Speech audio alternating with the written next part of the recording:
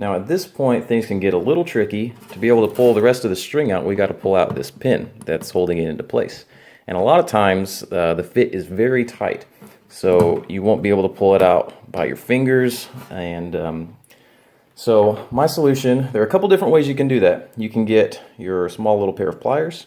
You can grab the pin and pull it straight up, and that'll work. You want to be careful if your pliers have these little teeth in them, you can end up marring your plastic pins, and it might not be a good idea if you have bone pins because you could chip them out. So if you're concerned about that, we can also use our wire cutters, kind of get around it, and then use it as kind of like a lever and pull the pin up that way.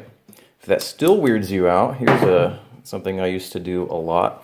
You just grab any kind of coin, or just any hard thing, I guess. I've got a 25-cent coin right here. You just put it up underneath it, and you can use your fingers to feel where the end of those pins are sticking down. Find it, use the coin to help you push from the bottom. If you push up, see how the pin pops out right there. Do the other one, see? So that works pretty well. Another little tip here for you is that sometimes your pins are different sizes, or your holes may be drilled at different sizes.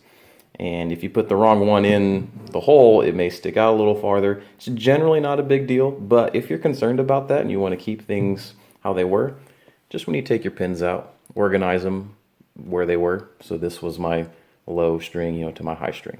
Now this is a good part of the process where you can start cleaning your guitar if you want to. I've met a bunch of people that like to have that funkiness, that DNA, that sweat, all over their guitar because it shows what the guitar's been through and they're playing. That's fine, but I'm not like that. So just take a cloth and clean it off. There'll usually be a lot of dust right here where the strings are. Also up here, the headstock, where the strings sit. Just clean it off if you want to. I'll do another video, I think, about how to thoroughly clean your guitar. But for me, just changing strings, that is good enough. So now we can actually start restringing the guitar. Take your strings, open up the packaging. Diodario tends to come in these sealed bags. Some of them are packaged individually. Now, how do you know which string to put on? Well, let's use some common sense. Your lowest in pitch string is on what I call the bottom. Down here, some people call that the top. I think they're crazy. So we want to find our thickest string. A lot of times they'll be labeled. Either just look at your packaging. I happen to know that Diodario uses these colored, let's see if we can get that to focus, these colored pins or little end things. So the brass one is my low E, and then the red one's my A. But just look through your packaging and it'll tell you which string to use where. You don't want to get it mixed up. That's kind of important. So let me explain what happens inside the guitar when you put the strings in. I think this is useful information. So this is our ball end, the other end of the string. This is our pin. There's a little groove, a slot in this, and you want this facing towards the headstock so that the string has a place to be. So the string is kind of going to follow that channel. Now, you don't really want it to look like this inside the guitar. That's kind of how you have to put it in. But usually what will happen is the string will give way and come up. So there will be like, the top of the guitar will be like somewhere around here.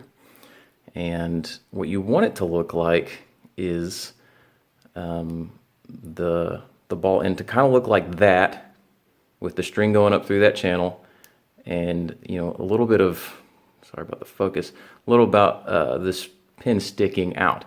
That's going to make the ball push up against the bridge plate, which is just a piece of wood underneath the top right here. That way it's going to be the most secure. If you have it like this, when you're playing or tuning or whatever, the string will go bloop, and then you'll be out of tune, and it's just kind of a weird thing. Now it's hard to explain what that feels like when you're restringing a guitar. You just kind of stick the string in there, you put this pin down in there, and you'll feel the string kind of give way until it catches. Not a huge deal, but that'll help you. It'll save you some time. I just wanted to explain that in case you're kind of wondering. So here we go. I've got the ball end of the string over here. I've got my pin right here with the slot facing that way, if it has a slot. I'm going to put the ball end in, stick in the pin, and while holding kind of the string in place, I just want to push down on the pin until it bottoms out. And then the string stayed in place. I can tug on it, you know, it feels good and solid. So that's that end taken care of. All right, let's get down to why you're actually watching this video. What kind of knot do I use to attach this end of the string to this tuner? Now, let me tell you, there's going to be a million different views out there of what kind of knot to use, how much slack to use, all that kind of stuff. I'm just going to show you what I do. I'll show you actually two different ways. There's a lot of different ways to do it, and they work, and I've tried most of them, and it's fine. But there's one way I like to do it particularly, and it holds in place, it's secure, it tunes well, and I'll show you that. I'm a professional guitar tech out on the road, so tuning is kind of what I do. I have to make sure these things hold, and so I'll show you the method that works really well for me. So the first thing you want to do is you want to make sure that the hole in the post right here, there's a hole that goes all the way through, is lined up with the string. So we want it facing this way so we can just feed the string easier. So take this end, feed it through the hole, and pull it all the way through. Now you just don't want to start tightening like this. We want to give it some slack. So the method I like to do is actually, I guess I don't really think about it too much. If I turn this around, I kind of hold, I see how much slack is there, about, I guess, the thickness of my hand. So sometimes I'm holding this other end with my left hand. So I'll gauge how much slack, you know, something about like that. Another way to gauge that is by doing that and pulling it through and kind of seeing how much slack that was. So you can use this next tuner as an indication. So right now the string's taut-ish, and I'm gonna kind of I want this much slack. So I'll move it back, see, by going from taut to where that tuner is, and that gives me about the same amount of slack here with my right hand. So once I've got that proper amount of slack there, I'm going to just keep the string right here so it doesn't move, so I still am playing with the right amount of slack. Now this method I use actually creates a knot.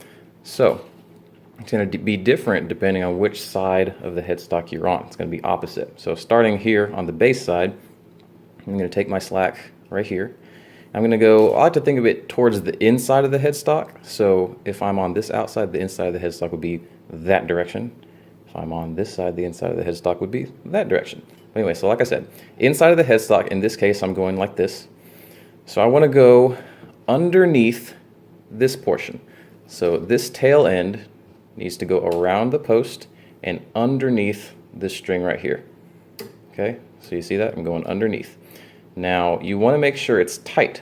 So while holding this in place and not letting the string slip through that post any, I'm going to pull it tight like that. Okay? Now, once I've got it all the way under the string and tight, I'm going to put a little bend in the string by going straight up like that. Okay? So now I can kind of let go, and it's bent kind of where I want it to be. So now we need to tighten down the string. Now there is I'm not sure if it's a reason why it's a standard way, but there is the normal way when you tightening a string would be taking it, you know, from this perspective, taking the tuner and rotating it that direction. I guess technically that would look like it's lefty-loosey, even though it's tightening the string, but that's the correct way to do it. And you'll know if you've done it correctly if the string is going towards that side of this post. Again, assuming we're just talking about this line of tuners. So what that looks like. Okay, so I hold this string with my right hand, kind of put my index finger on that tail end so it doesn't move around. I'm going to get my string winder. You can do it by hand if you want, but I've got the string winder. So I'm going to start turning it in that tightening direction, which looks like it's loosening. So now what's happening is, let me do a little bit. I'll just do it by hand. So you can see how that part that I pulled up is going to get sandwiched by this as I tighten. So let me do a little bit more here.